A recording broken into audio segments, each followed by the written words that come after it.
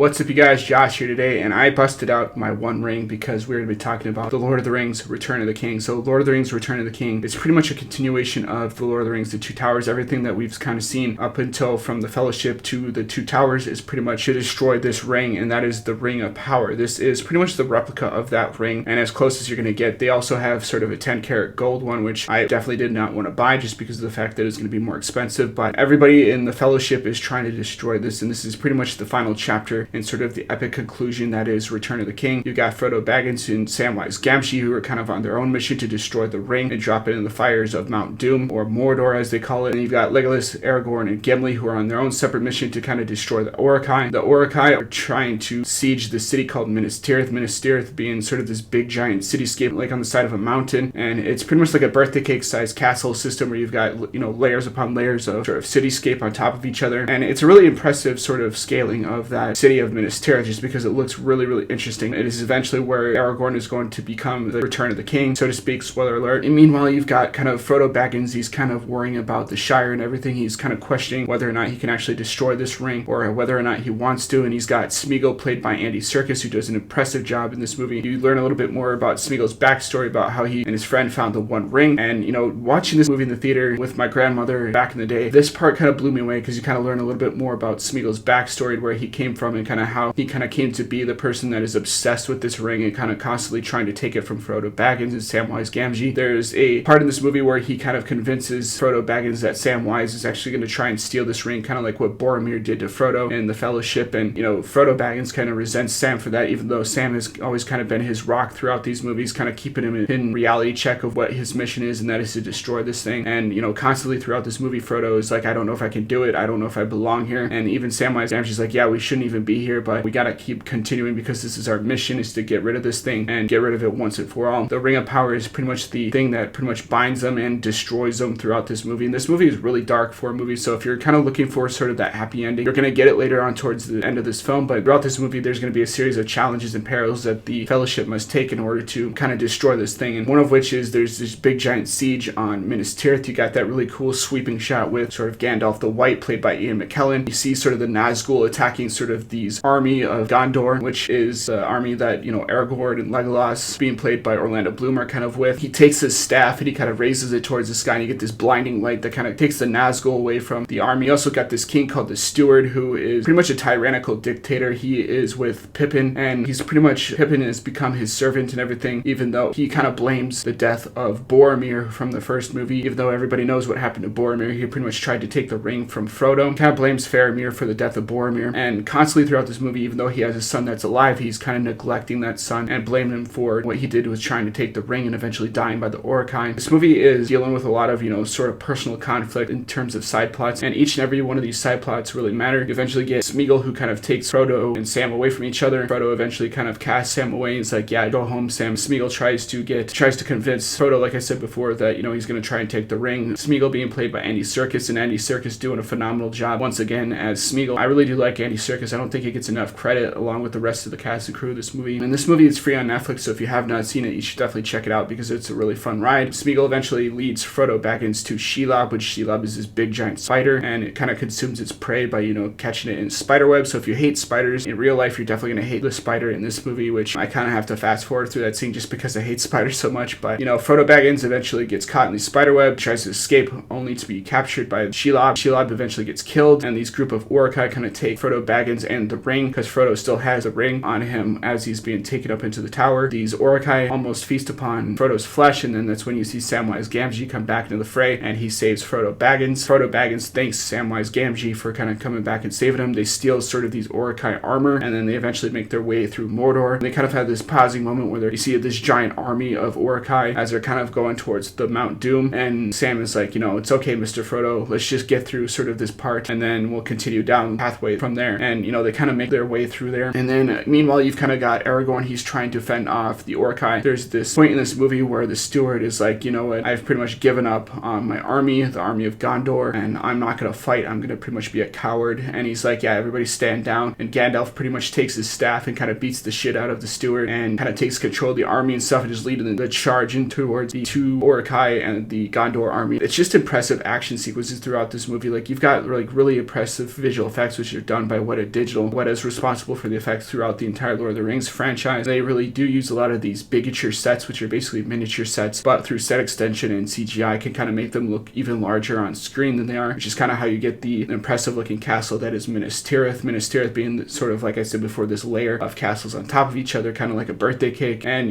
this whole entire battle sequence where you've seen armies kind of fighting each other throughout this castle is just impressive. Like, even in the Two Towers, when I thought that was impressive and couldn't be outdone, they kind of did it, and did it in an overtop way with this battle sequence. Throughout this movie, you get a lot of really cool story elements with the ring and the Frodo and Samwise Gamgee sort of story arc, where they're trying to take it to Mount Doom, sort of the struggles along the way that sort of Frodo Baggins kind of deals with, especially towards the end where he's kind of crawling towards Mount Doom, and they finally see sort of the giant doors, and Sam's like, there it is, Mr. Frodo, doorway. He's like, but I can't carry you, and he kind of picks him up and takes him alongside with him. It's just a heartwarming moment. Like, this movie is filled with like a lot of these moments that hit you right in the feels, and when I was watching it as a kid, I'm like, this movie is going to pretty much change the way that filmmaking is done forever, and it certainly has, because after there's a lot of movies that kind of copy this style of filmmaking, but never to the same extent that Lord of the Rings did. Like, even the Marvel movies kind of borrow heavily from not only Star Wars but Lord of the Rings. So if you're a big fan of both, you're kind of already a fan of either one, just because Lord of the Rings and Star Wars kind of have that sort of hero's journey sort of archetypes to it. At the end of the movie, you see Frodo, he kind of struggles with the ring once again. He's trying to drop it off the edge of Mount Doom, and he kind of, for a minute there, you feel like maybe he's not going to drop the ring into the fires and kind of destroy it, that he's probably going to turn into Smeagol, or the main character in the beginning of the Fellowship, who was going to drop the ring but then kind of just takes it for himself, and then Smeagol kind of tackles him and bites off, spoiler alert, Frodo's finger, causing him to sort of take the ring and actually fall off the edge of this sort of cliff face, not before Frodo kind of tackles him and tries to get the ring once again. The ring kind of falls into the pits of Mount Doom, and you kind of see the ring sort of slowly kind of melt away, and there's that sort of scene where Frodo looks like he's about to kind of jump in after it, and Sam kind of brings him back once again, and he's like, don't you do it, don't you give up on me, and he kind of takes his hand, and that's when you get that scene where they kind of run out of the doorway of Mount Doom as it's kind of exploding, and you sort of see the eruption of volcanic ash and stuff in the sky, and you see sort of the Eye of Sauron kind of get destroyed and kind of crumble, which the Eye of Sauron kind of comes into place in this film multiple times, especially along the journey where, Frodo and Sam are about to head to Mordor, and you kind of see sort of the army of orcs and stuff, and kind of how everything is put into place. All of this stuff that you kind of see in the first two films really do add an effect to the third film, and this is one of those movies where I think that if you see sort of the extended cuts, they even add more to it, which mostly in movies nowadays, like, the extended cuts don't really add anything special to it, but for the Lord of the Rings franchise, the extended cuts are actually a little bit better than the theatrical release and the theatrical cut of the films, just because you get a little bit more backstory. Some of the stuff that happens within the movies, a lot is a little bit longer. It's definitely worth sort of viewing that sort of longer cut. Everything from the sound design to sort of the visual effects to sort of the one-liners in this movie. There's a lot of really great one-liners, especially the speech that Aragorn kind of gives to his men at the end when they're kind of charging toward the Orcai army. It's really, really good, and I think it's a speech that is almost reminiscent of Braveheart in a way, just because it's kind of like that sort of same speech. And I think that, fans of the Lord of the Rings franchise, even the books and stuff, are going to enjoy the movie adaptation. Now, then again, the book adaptation is a little bit better than the movies, but even still, I highly recommend that you check out these movies just because they're an incredible piece of filmmaking and stuff. And I could talk about The Return of the King for hours and hours and stuff, but I really do think that as someone who's interested in becoming a filmmaker, or in people that are interested in film in general, they should definitely check out The Return of the King. I definitely do think that it gets sort of that A+ rating, not to mention the fact that Aragorn eventually does become the Return of the King. You get sort of that epic song that Viggo Mortensen kind of gives in sort of the Elvish language at the end of the film, and it's kind of a heartbreaking scene, especially with the conclusions that you get with Frodo Baggins and Samwise Gamgee. Samwise kind of goes back to the Shire along with Frodo and crew, and he kind of meets this lady who eventually becomes in love with, and then you kind of see that heartbreaking scene where sort of the Fellowship has to get rid of Frodo Baggins. He kind of goes on a ship with Gandalf the White and eventually sets sail out to sea, and you're not really sure what's going to make of Frodo Baggins' story, but his story has pretty much come to a conclusion, which this movie kind of has as well. And for me as a kid, like, seeing that in theaters almost made me want to tear up, and I don't really tear up that much in movies, but everything that I've kind of known about Lord of the Rings was coming to an end, and this is just a gigantic epic movie